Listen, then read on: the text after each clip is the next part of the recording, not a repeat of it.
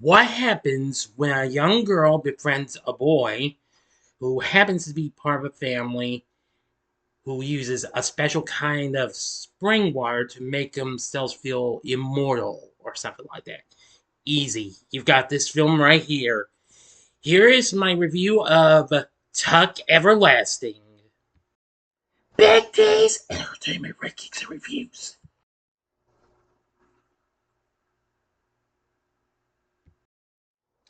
So, greetings, my fellow YouTubers, and welcome to Big D's Entertainment Rankings and Reviews. My name is Dual, better known to you as the Big D, and this time around I bring to you a review of the 2002 romantic fantasy drama flick Tuck Everlasting, released by Disney, directed by Jay Russell, written by Jeffrey Lieber and James V. Hart, based on Natalie Babbitt's 1975 book of the same name. Starring Alexis Bledel, Ben Kingsley, Sissy Spacek, Amy Irving, Victor Garber, Jonathan Jackson, Scott Bairstow, and William Hurt, with narration by Elizabeth Shue. The film was released on October 11, 2002. While it did okay, but not quite so well, though. Anyway, now, it had been a long time since I saw this movie, and well, I finally decided to revisit this film before I even decided to try and do one. Well, I must say it is really, really good and what have you. And very, very good. So, anyway,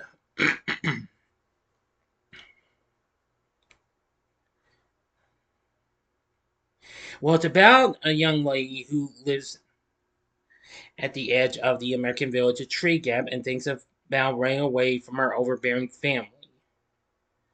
But soon she meets a guy drinking from a small spring and, well, learns that he's pretty old, but he looks young though. Alright, but I'll tell you as we go into it. In 1914, 15-year-old Winnie Foster, who is from an upper-class family in the American town of Tree Gap, wants to make her own choices in life. After being told that she will go to a boarding school, she runs off into the forest, where she meets Jessie Tuck, who is drinking from a spring at the root of a great tree. She is kidnapped by his older brother Miles and brought back to the Tuck's home, where they tell her they will return her as soon as they can trust her. She becomes enamored with their slow and simple way of life and falls in love with Jessie. She learns that by drinking water from a magic spring around 100 years ago, the Tucks cannot age or be injured, and that they kidnapped her to hide the secret.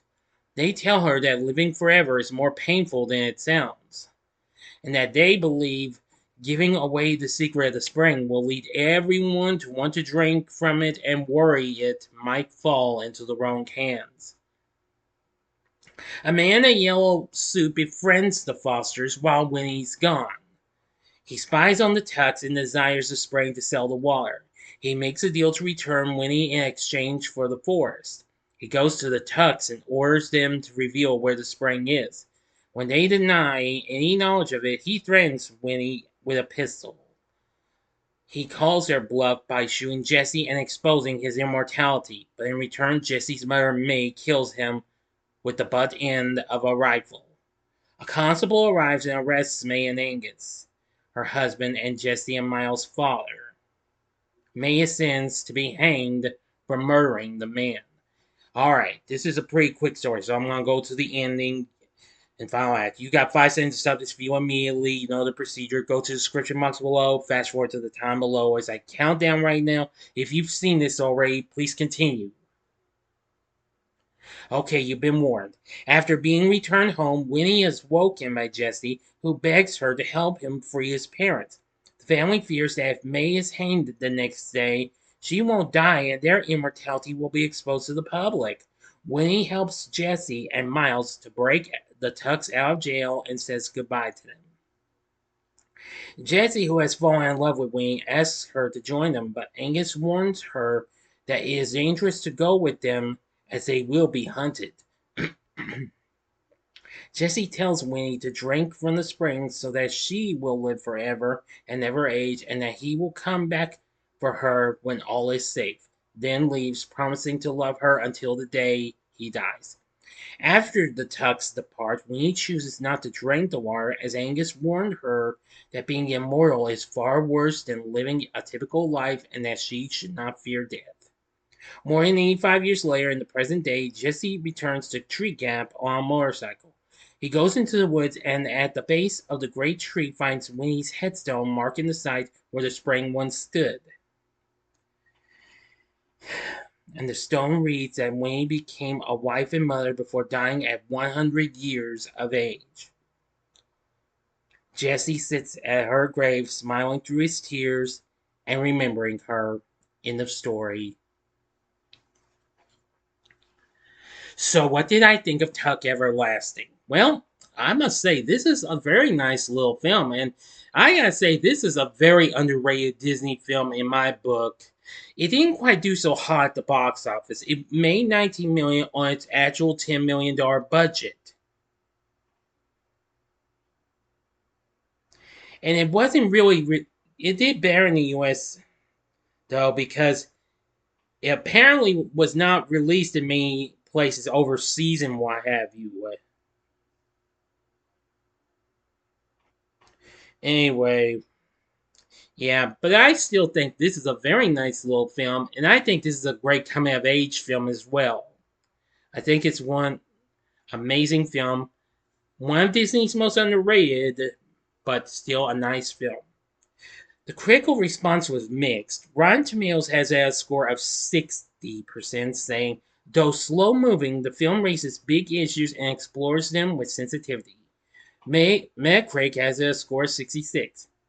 In one review I can only find, Roger Ebert for the Chicago Sun-Times only gave this a mere 2 out of 4 stars, writing that the film is too impressed with its own solemn insights to work up much entertainment value, and further wrote that the film's message was questionable, opinion that the injunction to live life fully need not come with a time limit. That's why the outcome of the romance is so unsatisfactory. Well, it's factually true, but I disagree in ways.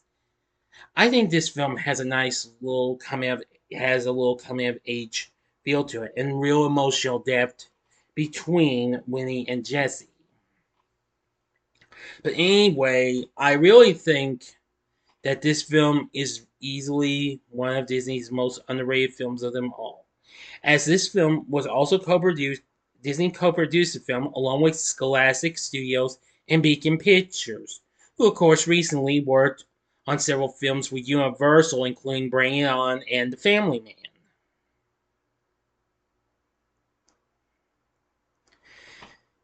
The score for the film was done by William Ross, which was good. And the story's not too bad either. Well, I may not have read the book though, but at least I know that this is still a nice little film. For our cast, we have playing Winnie is Alexis Bledel, who most people knew her best from as half of TV's Gilmore Girls.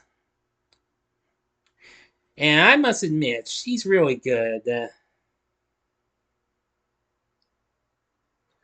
Now then, let's see. Yeah. Okay, next playing Jesse is Jonathan Jackson, who recently appeared in The Deep End of the Ocean. He later went on to star in Dirty Dancing Havana Nights after this. He's really good in what have you in his performance, so I gotta say it's really good. Ben Kingsley played the man in the yellow suit. Pretty good performance. William Hurt played Angus Tuck, and I'm going to say this is another good role for him. May he rest in peace. Playing May Tuck is Sissy Spacek, who you may remember from the original Carrie and Coal Miner's Daughter. Oh yes, and also after she had recently appeared in Blast from the Past. Very good. Playing Miles Tuck is Scott Bairstow, who actually appeared on Lonesome Dove the series, and of course, I'm trying to check my source. He recently played Ned Grayson in 20 episodes of Party of Five. He also recently appeared in White Fang 2 and Wild America.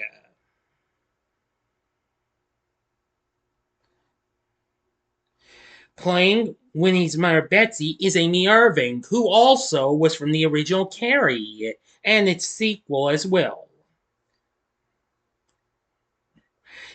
I also know her from Honeysuckle Rose with Willie Nelson.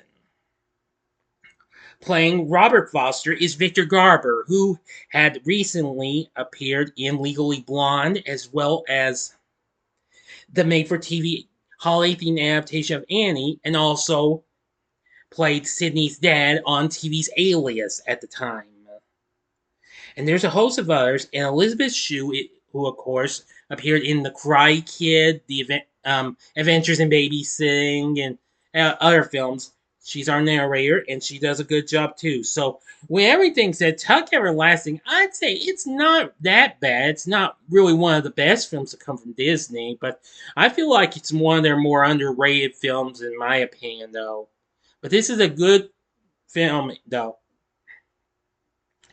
The story's good, the music's pretty good, and so is the cast and characters. They are all absolutely wonderful.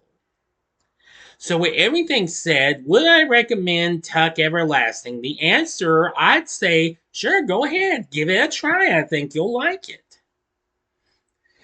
So, what did you think of Tuck Everlasting? Let me know in the comments section below. If you like this video, click the like button, subscribe, and be a part of the Big D Nation. Continue to help support my channel, make it grow, and make the views grow. Tell all your friends about my channel, give them to know me. Maybe they'd like to be a part of my Big D Nation, and share my vids with your friends if you like.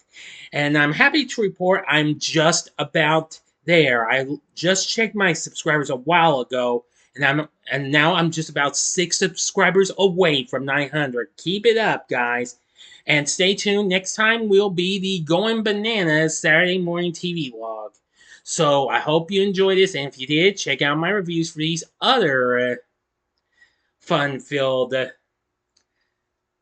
films with a little magical type feel to it that Disney gave to us. In the upper left-hand corner is my recent review on the film Bridge to Terabithia from 2007. The upper right-hand corner is my review of, well, a recent Disney Plus film, which of course is no longer available on there, unfortunately, and it's Stargirl from 2000. Loved that film. Sorry it was gone. Or if you would like maybe something else, though, if you'd like to see a little something else with Sissy Spacek, check out my review of Coal Miner's Daughter in the bottom left-hand corner. In the bottom right-hand corner is a button you can click to subscribe. If you like rankings and reviews on movies, TV, music, video games, etc., then I'm your guide. Thanks for watching. Until next time, I'm the Big D saying, see ya.